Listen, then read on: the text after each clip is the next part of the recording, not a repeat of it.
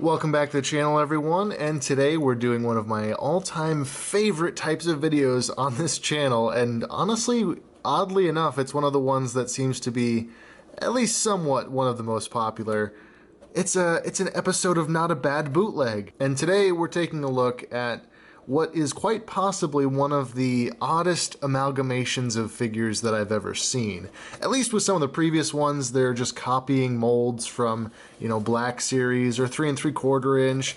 But this one, I just don't know. I don't know, and I'm really excited to get into it. So before we get into the appearance of these wonderful, wonderful bootlegs, let's take a look at the packaging, because oddly enough, it's got like decent packaging, I guess. It's each one has a character like thing here, right? So this is obviously kind of a Commander Wolf looking character, and we have a Captain Rex looking character, an Airborne looking character, and a Commander Neo looking character. But all the boxes apart from that are the same. They all say Stormtrooper, which is grossly inaccurate. My goodness, why can't they get it right for once? But then, yeah, there's just like stuff on the side. They're a little damaged because these all came from AliExpress, and I think that like this is the only way that they differentiate it.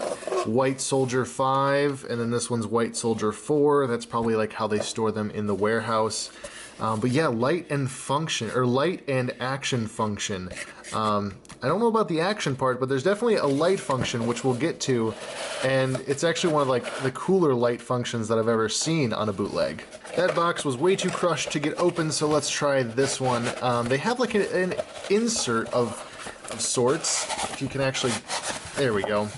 So yeah, ideally they actually have like a sleeve, and then this is where the picture window would be of the cardboard. Just doesn't want to stand up. This is the picture window, and all of the figures would be encased in this plastic shell. Nothing terribly unique or interesting about these. They're just vacuum formed, like snap together shells, and the figure would go right there, blaster right there, and that would set inside the cardboard. Despite these being, of course, bootlegs, it is nice to know that they've at least taken into consideration that there are small parts not suitable for children under 6 years, recommended for ages 15 and up. So keep that in mind if you're going to buy these. Yeah, you can't get them if you're a kid, I guess. Now, with the packaging out of the way, I am actually kind of glad that I got boxes with the figures. A lot of times the AliExpress figures just come in little plastic baggies. It's nice to get boxes. It's cool to see bootleg box art and all that kind of stuff. But what's really more interesting than all of that is, of course, the figures themselves. And yeah, this is a thing that exists. It exists now in the Star Wars universe. This is canon. This is what Wolf looked like in his Stormtrooper armor. Officially canon now. I said it. Lucasfilm, you can hire me. I have great ideas. So there's not much backstory here, but of course I like to keep tabs on when bootlegs get listed on places like AliExpress and things like that. And these guys popped up on there, and there's 4 of them, as you saw from the boxes. There are 4 of these that I bought, and there was a 5th one, a Darth Vader.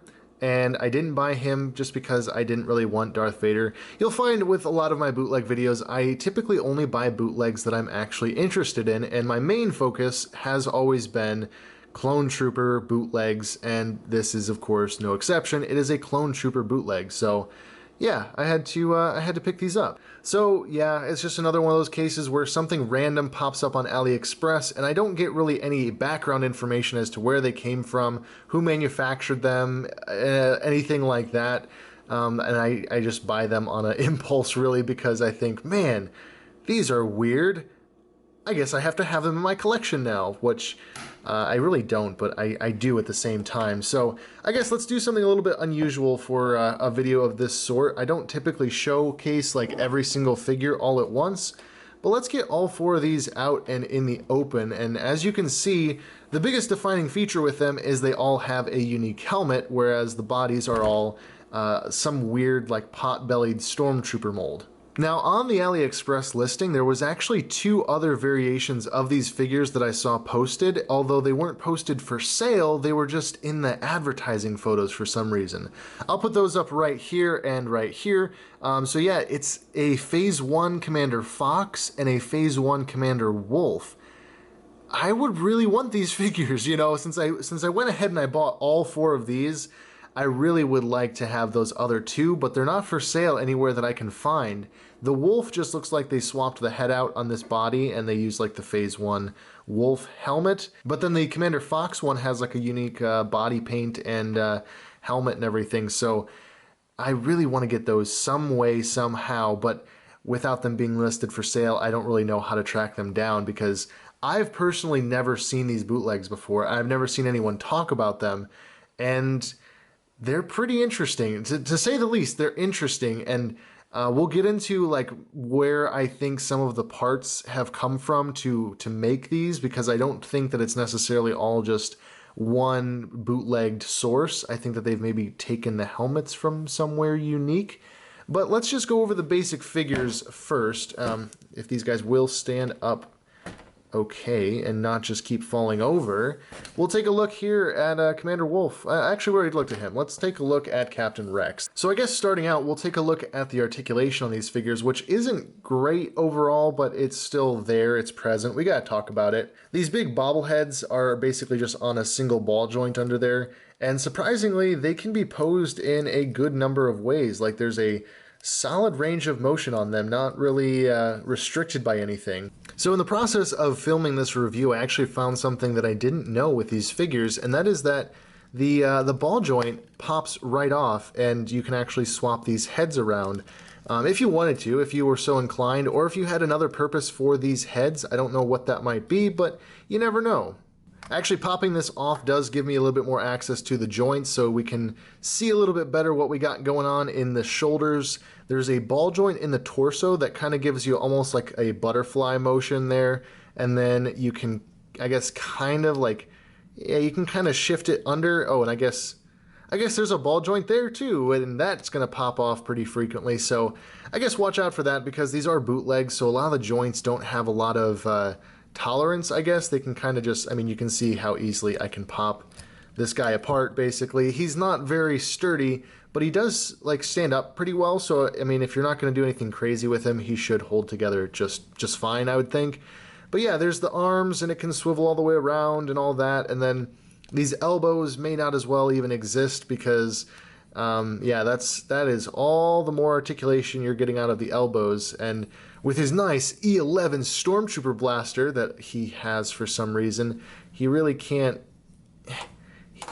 even hold it in his hands, so that's kind of disappointing. And then I think the hands are just a ball joint as well, or maybe just a swivel. Either way, they can move around a little bit, and he holds the blaster just fine. You can kind of see what I did with the Airborne Trooper, you know, kind of the one-handed blaster look, but you know, they're not going to hold it in 2 hands. And it does lead me to wonder what this original mold is, because from, you know, the neck down without the helmet, this is just a Stormtrooper, and presumably this is from something like maybe one of those egghead figures, those like $60, I don't know who makes them, like the egghead figures that they have the big, like, I don't know, bobbleheads. I really don't know where this is coming from, and there's no markings, there's no stampings. It's just made out of like a heavy PVC plastic of some kind. So maybe if somebody knows where this is from, where this is originally like the body mold is from, I would love to know, but unfortunately I don't know, and I don't even know where you would research something like that. Also, with the E11, all of the magazines are on backwards, so that's cool. That doesn't come off either, it's been glued in, but they're all pointing backwards, and that kind of irks me just a little bit. But the sculpt is there, so I mean, it's a cool E11, and it looks nice, I guess. And you already saw there's a ball joint in the torso. He can wobble his torso, and then there is also a ball joint at his waist, so he can spin around there. A ball joint at the hips, so he can, I guess, sit on the ground if he wants to. And then a knee joint, which really doesn't get you much in ways of articulation, only about right there. And a ball joint at the foot. So overall, fairly articulated, but kind of limited range, which is weird. He can bend in a lot of different places, but he can't do a lot with all the bending. So a little disappointing, though. I don't really buy the bootlegs for articulation. I buy them because they are bootlegs, and these guys are certainly unique, and I love that about them. Yeah. So there's actually two things that I've kind of left out here so far in this video. I've left out two details. The first one is magnificent, and we'll just showcase that right here. Yeah, it's got a light up visor. You can almost see them as eyes. There's just two blue LEDs back behind the visor. It's activated by this little button right here, and I think it's on a 15-second timer, so you press the button once and it lights up, and then it turns off. So all of these, every single one of them has that feature for whatever reason that you can light them all up. You can have a glowing visor army, which I guess is actually kind of cool. Like, I'm not dissing it in any way. I think this is really sweet. It's much better than like the light up LED chests that we got with some of the other like Black Series bootlegs. So this is at least somewhat, it makes sense. It makes sense in a perspective of like a clone trooper, the visor lights up. It's kind of a Titanfall-esque helmet, you know, with the light up visor. And I think it looks pretty sick. I just wish it was on a cooler figure. And the second thing with these figures is another one of those curiosities with these dang bootlegs. They're funky, you know, they're really, really funky. And so yeah, when I looked at the bottom here, it definitely confirmed my suspicion. And I was basically talking in the DMs with JCC2224, and I sent him a picture of these, and he was like, wait a second, those are Sideshow clone trooper helmets. They just like cast and put the Sideshow helmets on these figures, and I am like pretty confident that he's right. And just by comparison, here's an official Sideshow helmet, and side by side they are the same size. The sculpt is pretty close. Obviously they'll be a little bit different because this is just the standard phase 2, and this is of course Captain Rex, but like all the details are the same and the scale is the same. And then when I looked at the bottom, the head shape was the same. So then it got me wondering, and we have to test this out here on the channel. We'll have to figure out a way to get, maybe he can just sit down. Can Ganch just sit down? Oh yeah, I love the flexible Sideshow bodies. You really couldn't get away with this in a hot toy form. But yeah, my suspicion is that these are the same diameter, and that I could probably... Okay, I cannot do that. I'm disappointed. The ball joint on the Sideshow figure is too small, just by a tiny little bit, so that the helmet doesn't fit. And of course it would sit way too high on the neck as it is, but I really wanted these to fit perfectly. I was gonna have a really happy moment if these just like plopped on and you could have a giraffe Captain Rex like, what's over this wall? Ooh, I can see because my neck is extra long. But anyways, that's good to know at least, because now we know they don't fit on Sideshow directly, but it's still very curious that they made these, because presumably there's a Stormtrooper helmet that goes with this body that they may or may not have used. And then I forgot earlier in the video where I showed Captain Rex, or Commander Fox rather, and Phase 1 Commander Wolf, there's actually just a plain Phase 2 version of this figure, and here's a picture of him, and you can see that that helmet is definitely not a Sideshow helmet. That is definitely a cast, or not a cast, but rather a sculpt that is specific to that figure potentially.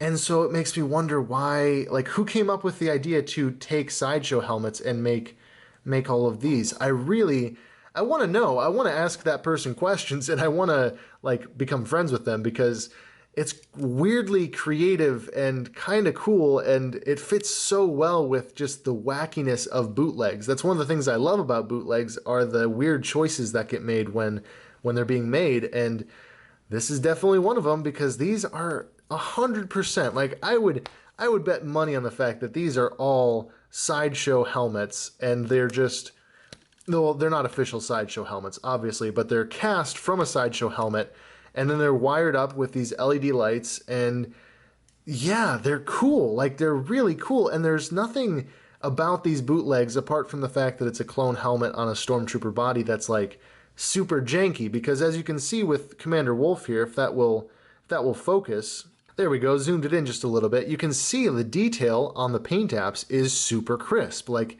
he's got the Wolfpack symbol there, and he's got the, I never understood what that was, but he's got like the chevrons there, and he's got all kinds of crisp painting on his helmet, and it's nice. Like, the paint apps are really nice, and that's bizarre for such a janky bootleg. You'd kind of expect the opposite, maybe some crappy paint apps or something. And I mean, maybe if you did some weathering on this helmet and gave it like a flat coat, because it's definitely cast in like a cheap glossy plastic, but if you flat coated this and you told me that this was a Sideshow helmet, I would probably believe you, because it's got like the paint apps have like the weathering to them on the edges there, and it's got the weld lines painted, and it's just, it's cool. It's really, really cool, but it's also a bootleg, and I don't know, why did they make this?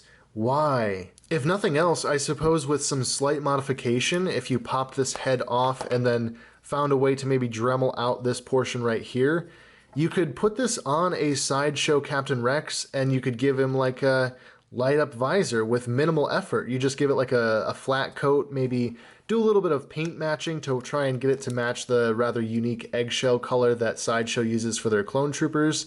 I can say that that was kind of a pain to try and match when I painted my custom OC Legion Commander Dubria, but I was able to do it, and you could probably do it with this helmet, and you'd have a wired, like, light up helmet with, again, minimal effort. So these are just cool. They're curious and they're cool, and here's Commander Neo, no exception. Same thing, Stormtrooper body, Commander Neo helmet. It's different than this, but in Sideshow they did use two different sculpts. They used an animated sculpt for Commander Wolf, and they used a more realistic Revenge of the Sith sculpt for Commander Neo.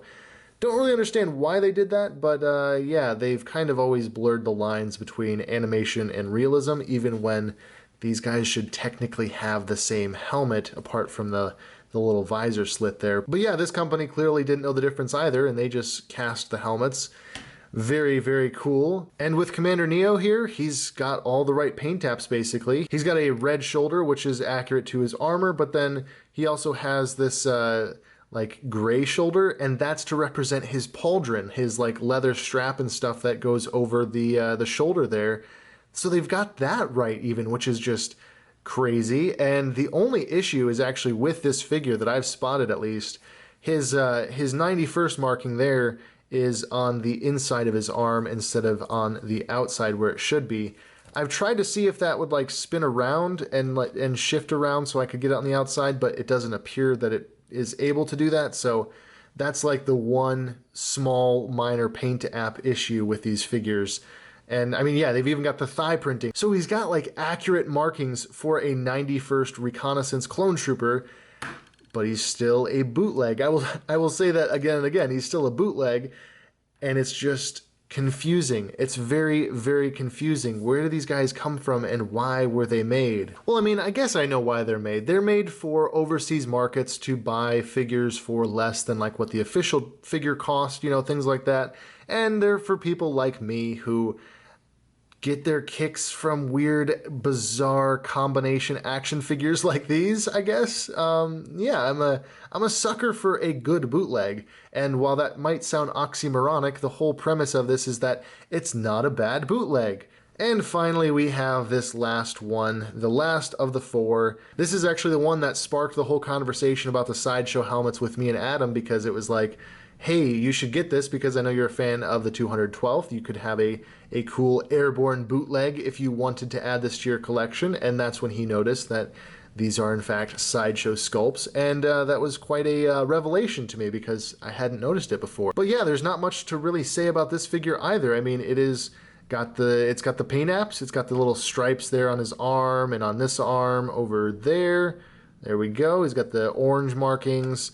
Stripes there. I don't remember the gray stripe there. Maybe that's on the Sideshow figure. It's definitely not on the 3 3/4 inch figure, but I don't know, maybe that's accurate. He's got weathering. Actually, yeah, he's the one that has weathering. The other figures don't have weathering, and he's got weathering on his helmet and on his torso, which is interesting that they took the time to make those paint apps. It's always one of those things that I love to see with bootlegs, like the corners that they're okay with cutting and the corners that they're not willing to cut or that they don't cut. For instance, they could have just avoided doing all this weathering, because why would you do weathering on a bootleg when you didn't do it on any of the other figures, but they did it anyways. But I don't really know what else to say for these figures. They're just curious, and I definitely like them. So here, let's do one final little light up for the sake of the camera. Ta-da! There we go. They're all lit up for 15 seconds exactly. Eventually, when I do a collection tour, or maybe I'll do it as like an entire video, I should just go over like all the bootlegs that I have, because I have maybe some that I never put into a Not a Bad Bootleg episode. I'm not totally sure, but I do have a lot of bootlegs, and I don't know why I just feel so inclined to buy really, really dumb toys. Not ones that I'm ever going to use for toy photography or anything. These are just purely for the novelty of them being bootlegs, I guess. I don't know. It's one of my weird fascinations when it comes to action figure collecting, and yeah, you guys just have to suffer through these episodes, because I do like to show them off on the channel, and they're fun. They're very, very fun, and it's more fun when I can have James on the channel as well. But with these, I just want to do kind of like more of a review context with them, because there's like facts and information about them, like with the Sideshow helmets. So yeah, if you liked this video and you want to see more Not a Bad Bootlegs, I have a whole playlist on my channel. You can subscribe, like, comment, do all those things that you do on YouTube if you feel so inclined. It should be at the end of this video, actually. Like the recommended playlist will be the bootleg section of my channel, and you can check out all the other bootleg videos that we've done here. And down in the description, there's a link tree. You can take that to Entertainment Earth if you want to pre-order some excellent action figures, ones that aren't bootlegs. You can do that there. It helps out me. It helps out the channel. They're not all pre-orders, I should say that. There's pre-orders, there's in-stock figures, whatever you just are inclined to order. Then there's also a link to my Instagram where you can find my toy photography, as well as just, you know, keep up to date with me, because I don't really do a whole lot of updates on YouTube. I just do it for reviews and stuff like that, and bootleg videos.